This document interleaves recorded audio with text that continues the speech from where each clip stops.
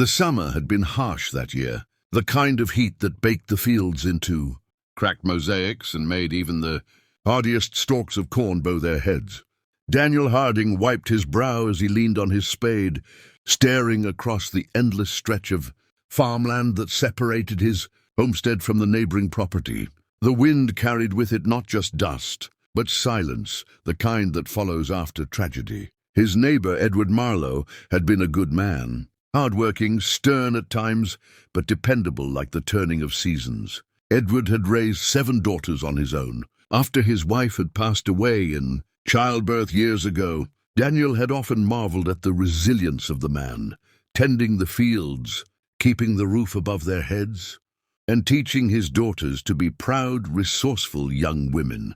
But 2 weeks ago, fate had delivered its cruelest blow. Edward had collapsed in the field under the very sun that now burned mercilessly, never to rise again. The farmhouse that once echoed with the laughter of girls and the deep, commanding voice of their father now stood draped in grief.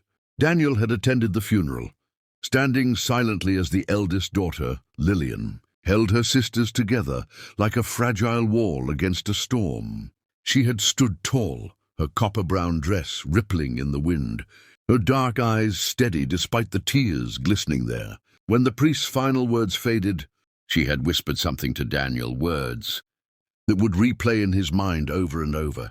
"All 7 of us are yours now." At first, he hadn't known how to respond. She was barely 20, the same age his own sister would have been had she lived. Yet she carried herself with a maturity that made her seem older.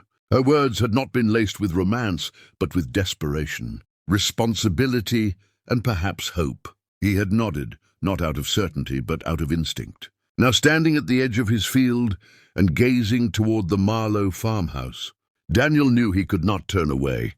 He could see the 7 figures moving about, small against the frame of the weathered wood. They had work to do, mouths to feed and no one else to rely on. That evening, he walked the familiar dirt path to their home. The farmhouse was humble, its shingles warped, its porch creaking with every step. On the porch stood 3 of the younger girls, watching him approach with wary eyes. One clutched a ragged doll, another stood with her arms crossed, and the third peeked from behind the railing, half curious, half afraid. Lillian appeared in the doorway, her expression unreadable but her posture straight. "Mr. Harding," she greeted, her voice soft yet strong. "Evening, Miss Lillian," Daniel replied, tipping his hat out of habit. "I came to see how you all are holding up." Her lips pressed into a thin line. "We're managing." He looked at the weary faces of her sisters. "Managing, yes, but only just." "Your father was a good man," Daniel said. "He helped me more times than I can count. I reckon it's only right I do the same for his family now." Lillian's eyes softened slightly, though she didn't lower her guard. "We don't need charity," she said quickly. "Father raised us to stand on our own feet." Daniel nodded. "I'm not offering charity. I'm offering neighborly duty. You've got fields that need tending, fences that need mending, and winters not far off. If I don't lend a hand, you'll all be worn thin before the first frost." There was a long silence